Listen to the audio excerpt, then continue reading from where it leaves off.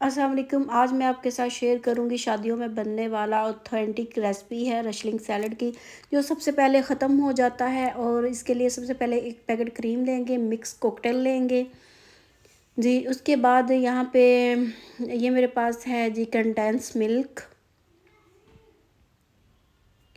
उसके बाद जी इसमें गार्निश के लिए बादाम जाएंगे, ब्लैक पेपर थोड़ी सी, नमक, ये शुगर है, पीस लिया मैंने इसे, मेयोनीज,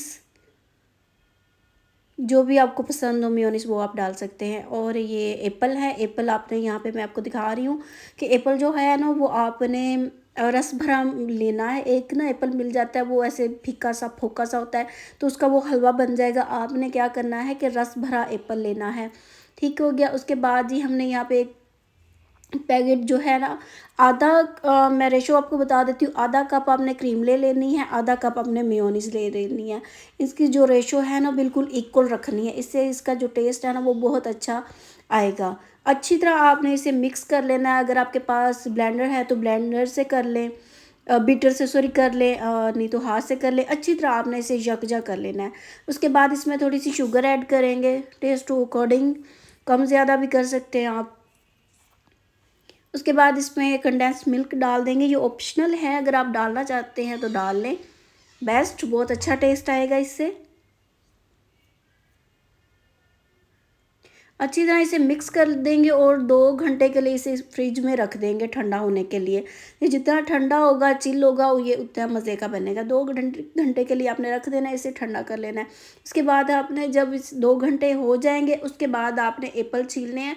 पहले आपने एप्पल छील के नहीं रखने वरना वो ब्लैक हो जाएंगे,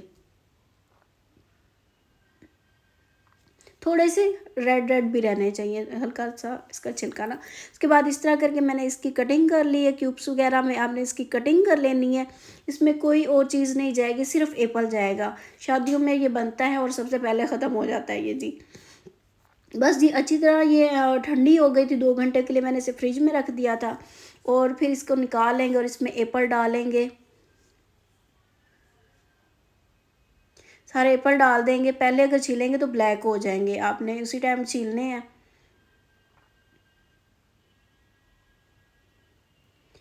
फिर आपने इसके अंदर जी नमक डाल देना है, ब्लैक पेपर डाल देनी है, ये मैंने डाली है इसमें वरना नहीं जाती है। तो फिर जी कॉकटेल डाल देंगे इसके अंदर, थोड़ा सा बचा लेंगे गार्निश के लिए। और अच्छी तरह इसे मिक्स कर देंगे। मिक्स हो जाएगी, देखिए जी एक एक पीस के ऊपर सारी इसकी कोटिंग हो गई है। ऐसा कोई जो है वो नहीं है कि जिस पे कोटिंग ना हुई हो। बस आपने इसे मिक्स करना है और गार्निश करके इसको फ्रिज में मज़ीद रख देना है। ठंडा ठंडा चिल चिल आप सर्व कीजिएगा। ये बहुत मज़े का, बहुत टेस्टी और रेसिपी आपको बहुत ज़्यादा पसंद आने वाली है। टेक केयर, अल्लाह हाफिज़।